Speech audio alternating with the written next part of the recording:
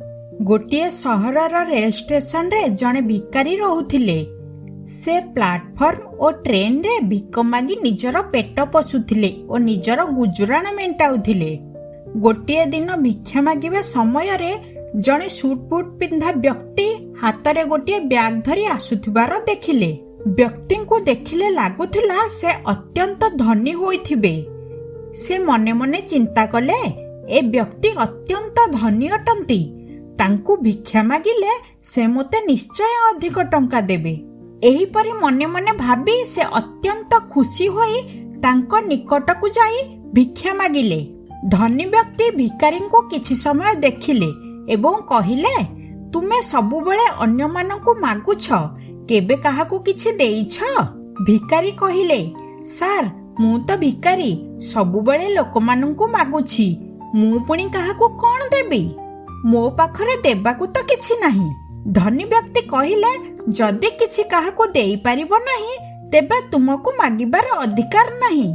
मु जणे व्यापारी, मु देबा नेबारे विश्वास करे। जदि तुमे किछि मते देब मो ठारू किछि पाई परिबो। एही परी कही धनी व्यक्ति ट्रेन रे बसी चली गले। धनी व्यक्ति को कथा सुनी भिकारी मने मने चिंता कले, प्रकृत कथा मु काहाकु किछि देउ नाही, सेथिपाई मोते अल्प भिक्षा मिलुछि।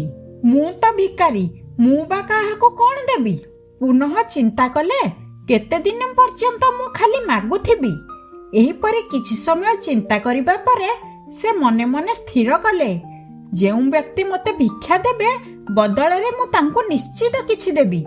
एहा परे तांको गोटिए कथा विचलित करुथाए, मु तो भिकारी, मु अन्य मानको कोन देबी?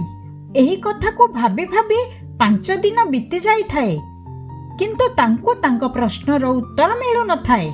एही परे गोटिए दिन भिक्षा मागिबा समय रे तांकर नजर स्टेशन कड़े फुटिथिबा किछि फूल उपरे पड़िला।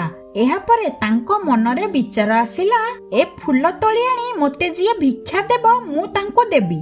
एही परे विचार करी से सेथिरु किछि फूल तोली निज पाखरे रखिले।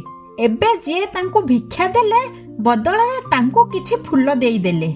लोकमाने से फूल गुडी को खुशी रे नै निज पाखरे रखुथिले। भिकारी प्रत्येक दिन एही परी किछि फूल तोली ताको लोकमानंकु देउथांती। से किछि दिन रे लक्ष्य कले आग अपेक्षा तांको लोकमाने अधिक भिक्षा देउछंती। जेउ पर्यंत तांको पाखरे फूल अछि तांको लोकमाने भिक्षा दियंती। फूल शेष होला परे भिक्षा मध्य मिले नाही। एही परी अनेक दिन चली थाए।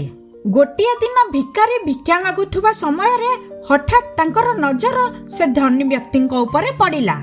से शीघ्रतार सहित धनी व्यक्तिंक निकट को जाई तांको कहिले, आपण मते भिक्षा दियंतु, बदଳରେ मु आपणंकु किछि फूल देबी।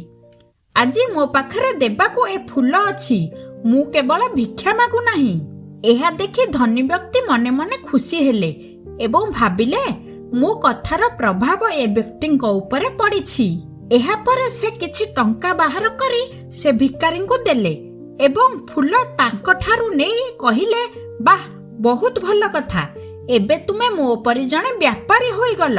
एही परी कही धनी व्यक्ति निज स्टेशन रे ओल्हाई गले, किंतु से कहिथिबा कथा भिकारींक मनकु छुई गला। से बारंबार धनी व्यक्तिंक द्वारा कुहा जाइथिबा कथा को भाबुथांती। एहा परे तांको मनरे गोटिए आशा जाग्रत हेला। तांको आखिरे एक चमक आसीगला। तांको लागिला जेपरि तांको हातरे सफलतार चाबिकाठी लागि जाइछि। एहा परे से अत्यंत उत्साहर सहित ठिया होई आकाश को अनाई जोर रे कहिले, मु भिकारी नुहे, मु जणे व्यापारी, मु मध्य धनी होई पारिबी। भिकारी को एपरि पाटी करुथुबार देखि लोकमाने तांको पागल बोली भाबिले। एहा परे से व्यक्ति को से स्टेशन रे देखिबाकू मिलिला नाही। ठीक 3 मास परे गोटे ट्रेन रे 2 जण व्यक्ति सूट बूट पिंधि बैग धरी चढ़िले और पाखापाखी बसिले। किछि समय उभय को देखिले एवं हाथ मिलाइले। सेमानंक मध्यरु जणे कहिले, आपण मते चिन्हि पारिले? अन्य व्यक्ति जनक कहिले, ना मु प्रथम थर आपनको देखुछि। एहा परे अन्य व्यक्ति जनक कहिले, आमे प्रथम थर नुहे, तृतीय थर देखा हेले। से व्यक्ति कहिले, मोर मने पड़ू नाही। अच्छा ଆମେ ଏହା ପୂର୍ବରୁ 2 ଥର କେଉଁଠି ଦେଖା ହୋଇଛେ। ଏହା ଶୁଣି ସେ ବ୍ୟକ୍ତି ହସିଲେ ଏବଂ କହିଲେ, ଆମେ ଏହି ସ୍ଥାନରେ ହିଁ ଦେଖା ହୋଇଛେ। ଆପଣ ମୋତେ ପ୍ରଥମ ଦେଖାରେ କହିଲେ ଯେ ମୋତେ ଜୀବନରେ କ'ଣ କରିବା ଆବଶ୍ୟକ। ଦ୍ୱିତୀୟ ଦେଖାରେ କହିଲେ ମୁଁ ବାସ୍ତବରେ କିଏ ଓ ମୁଁ କ'ଣ କରିପାରିବି। ଏହା ଶୁଣି ଦ୍ୱିତୀୟ ବ୍ୟକ୍ତି ହସିଲେ ଏବଂ କିଛି ସମୟ ଚିନ୍ତା କରି କହିଲେ, ହଁ ମନେ ପଡ଼ିଲା, ତୁମେ ତ ସେଇ ଭିକାରୀ ଯାହାକୁ ମୁଁ ପ୍ରଥମ ଥର ଭିକ୍ଷା ଦେଇନଥିଲି ଏବଂ ଦ୍ୱିତୀୟ ଥର ତୁମକୁ ଟଙ୍କା ଦେଇ ଫୁଲ ନେଇଥିଲି। କିନ୍ତୁ ତୁମେ ଆଜି ଏ ସୁଟ୍ ବୁଟ୍ ପିନ୍ଧି କୁଆଡ଼େ ଯାଉଛ? ଆଜିକାଲି ତୁମେ କ'ଣ କରୁଛ? ଏହା ଶୁଣି ଅନ୍ୟ ବ୍ୟକ୍ତି ହସି କହିଲେ, ହଁ ମୁଁ ସେ ଭିକାରୀ, କିନ୍ତୁ ଆଜି ମୁଁ ଜଣେ ଫୁଲ ବ୍ୟାପାରୀ ଅଟେ। ବ୍ୟାପାର କାର୍ଯ୍ୟରେ ଅନ୍ୟ ସହରକୁ ଯାଉଛି। ଆପଣ ପ୍ରଥମ ଥର ମୋତେ ଏ ପ୍ରକୃତିର ପ୍ରଥମ ନିୟମ ଶିଖାଇଲେ। ଆମକୁ ସେତେବେଳେ କିଛି ମିଳିଥାଏ ଯେତେବେଳେ ଆମେ ଅନ୍ୟକୁ କିଛି ଦେଇଥାଉ। କିନ୍ତୁ ମୁଁ ଏ ବିଷୟରେ କିଛି ବି ଜାଣିନଥିଲି।